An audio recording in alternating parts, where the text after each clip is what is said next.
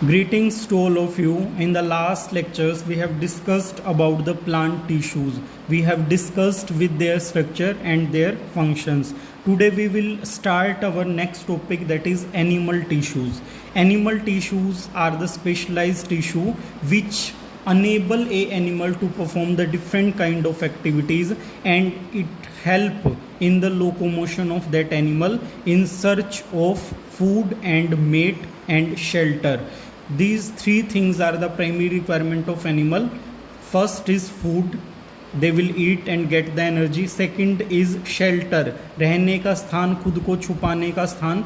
Third is the defence, that is also come under the shelter, कि कोई organism उनके ऊपर अटैक कर रहा है तो उस दौरान उनको क्या करना पड़ेगा, अपनी लोकोमोशन करके अपनी जगह को चेंज करना पड़ेगा, खुद को बचाना पड़ेगा. So that is known as defence mechanism. उसमें लोकोमोशन की हेल्प होती है. Third is search of mate, मतलब एक पार्टनर ढूंढना पड़ेगा जिसके साथ वो मेटिंग कर सकें, रिप्रोडक्शन कर सकें और उस रिप्रोडक्शन की हेल्प से अपने जैसे ऑर्गेनिज्म प्रोड्यूस कर सकें. तो इन तीनों ही चीज़ों के लिए एनिमल को अपनी लोकेशन चेंज करनी पड़ेगी, इधर उधर घूमना पड़ेगा. सो एनिमल की बॉडी डिज़ाइन होती है कि वो लोकोमोट कर सकें. Animal tissues, when we breathe we can actually feel the movement of our chest. जब हम सांस लेते हैं हमारी चेस्ट मूव करती है.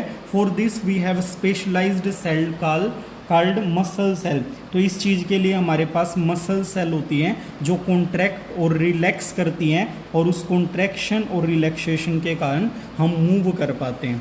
इसके बाद क्या है, ड्यूरिंग ब्रीदिंग, जब हम सांस लेते हैं तो ऑक्सीजन अंदर जाती है और क्या हो रहा है कि ऑक्सीजन लंग्स के अंदर गई, फिर कहाँ जा रही है, it is absorbed in the lungs and then is transported to all body cell through the blood के थ्रू पूरी बॉडी में सर्कुलेट हो जाएगी. The function of mitochondria we studied earlier provide a clue to this question. Mitochondria के अंदर क्या होता है, सेलुलर रेस्पिरेशन. तो सेलुलर रेस्पिरेशन के लिए ऑक्सीजन की जरूरत पड़ती है. उस ऑक्सीजन को बॉडी के अंदर ट्रांसफ़र करने का काम है, फूड को ट्रांसफ़र करने का काम है, वो ब्लड करता है. तो इसके लिए क्या है, ये आपका एक टाइप से कनेक्टिव टिश्यू हो जाता है which is connecting the different part of body with each other. Blood and muscles are both example of tissue found in our body.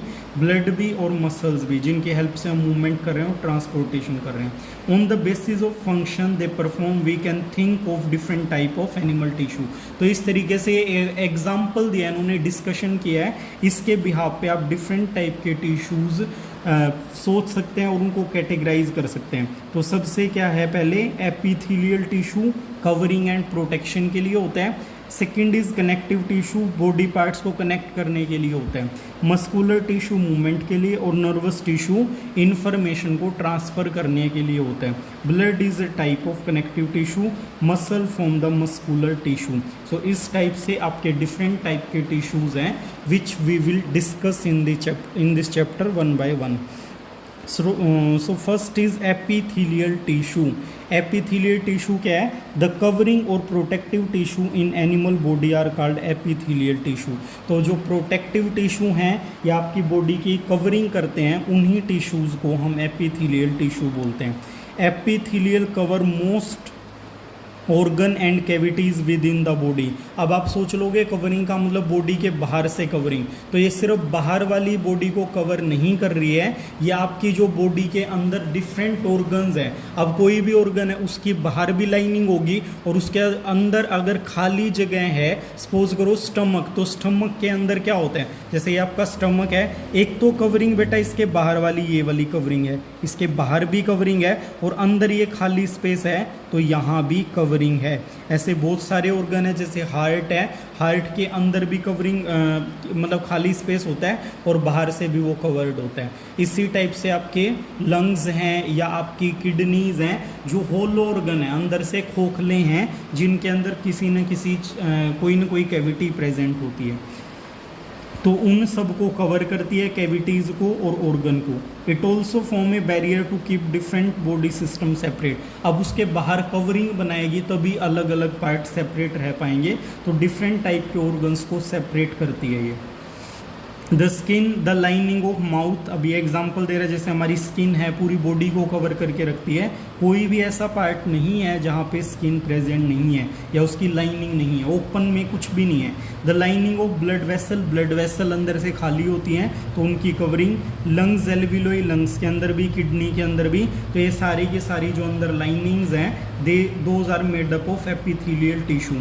Epithelial tissue cell are tightly packed, अभी ये covering कर रही हैं, protection का काम कर रही हैं, इसलिए एक दूसरे से टाइटली बाउंड होनी चाहिए, अदरवाइज कोई भी इन्फेक्शन या कोई भी माइक्रो ऑर्गेनिज्म हमारी बॉडी के अंदर एंटर कर जाता है। तो first point is that they are tightly packed and form a continuous sheet. जैसे स्किन के ऊपर कॉन्टिन्यूअस लेयर है, तो ये कॉन्टिन्यूअस लेयर किस वजह से है, ये एपिथेलियल टिश्यू की वजह से है, जिसके ऊपर क्या है, कवरिंग है, पूरी की पूरी कवर किया हुआ है और एक शीट की फॉर्म में इसने मतलब एक कॉन्टिन्यूअस शीट बना के पूरी बॉडी को ये प्रोटेक्ट कर रही है। They have only A small amount of cementing material between them, इनके बीच में सीमेंटिंग मटेरियल, जैसे आप वॉल बनाते हुए क्या करते हो, ब्रिक को ब्रिक से चिपकाने के लिए सीमेंटिंग मटेरियल, तो ऐसे ही सेल के बीच में भी सीमेंटिंग मटेरियल प्रेजेंट होता है। और थोड़ा सा मतलब almost no intracellular space, no almost no बोला है, इसका मतलब हल्का फुल्का होता है जो ना के बराबर है। Obviously anything entering or leaving the body must cross at least one layer of epithelium, कोई भी चीज़ बॉडी के अंदर एंटर कर रही है तो उसे कम से कम एक एपिथेलियल की शीट को कवर करना पड़ेगा, जहाँ ज़्यादा क्रॉस करना पड़ेगा, जहाँ ज़्यादा प्रोटेक्शन की ज़रूरत है एपिथेलियल शीट ज़्यादा प्रेजेंट होंगी और जहाँ कम ज़रूरत है वहाँ पे एटलीस्ट वन लेयर जरूर होगी। As a result the permeability of the cell of various epithelial tissue play an important role in regulating the exchange of material between the body and external environment and also between the different part of the body। ये कह रहा है कि epithelial tissue को cross करना पड़ रहा है, इट मीन कि जब एक मतलब कोई चीज़ बॉडी के अंदर जा रही है उसको भी एपिथेलियम को क्रॉस करना पड़ेगा और जो चीज़ बाहर आ रही है उसको भी क्रॉस करना पड़ेगा, और बॉडी के अंदर विद इन द बॉडी जो एक्सचेंज हो रहा है उनको भी एपिथेलियम टिश्यू को क्रॉस करना पड़ेगा। Regardless of the type, all epithelial is usually separated from the underlying tissue by an extracellular fibrous basement membrane।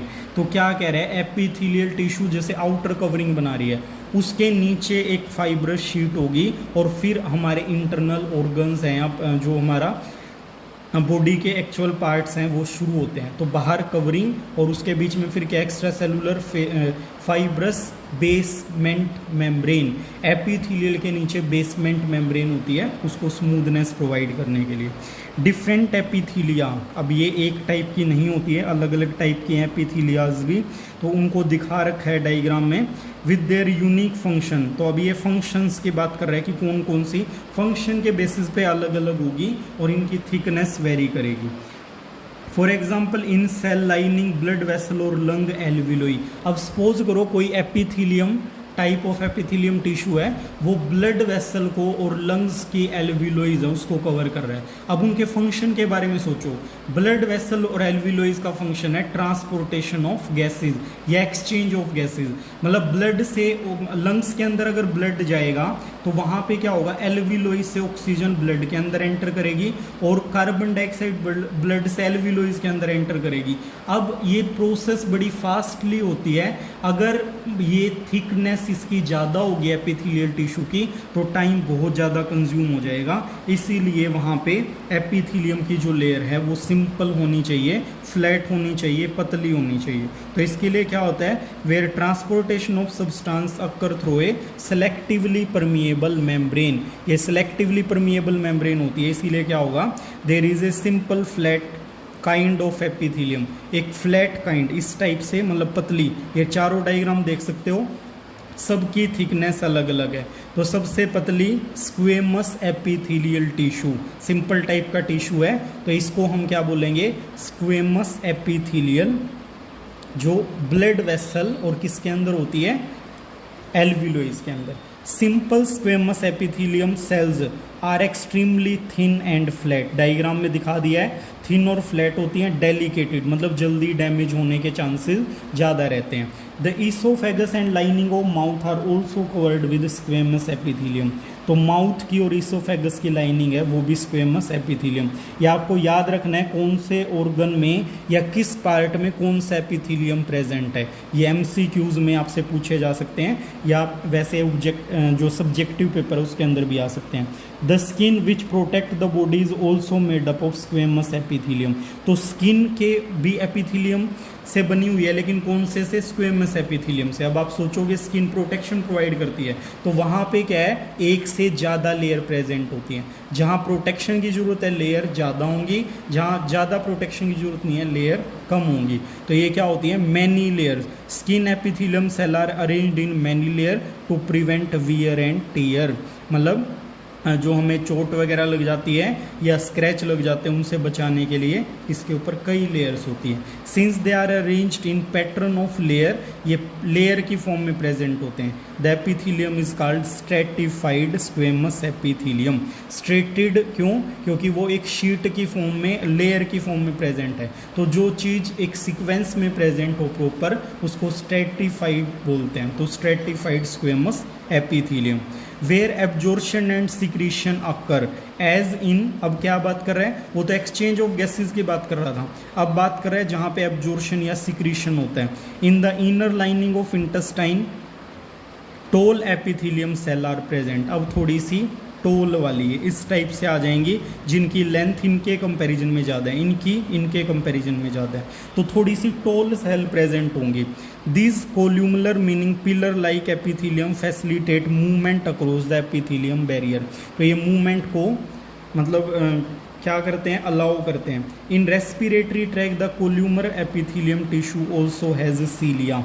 अगर हम बात करें रेस्पिरेटरी ट्रैक, रेस्पिरेटरी मतलब जहाँ पे से हम सांस लेते हैं, तो उसके अंदर डस्ट पार्टिकल चले जाते हैं बेटा, उसके लिए उनको बाहर निकालने के लिए हम स्नीज वगैरह करते हैं, तो वहाँ पे फिंगर लाइक, ऐसे फिंगर लाइक प्रोजेक्शंस प्रेजेंट होते हैं जैसे स्मॉल इंटेस्टाइन में होते हैं, तो वहाँ पे सीलियाज प्रेजेंट होते हैं, hair like structure which are hair like projection on outer surface of epithelium. These cilia can move and their movement push the mucus forward to clear it.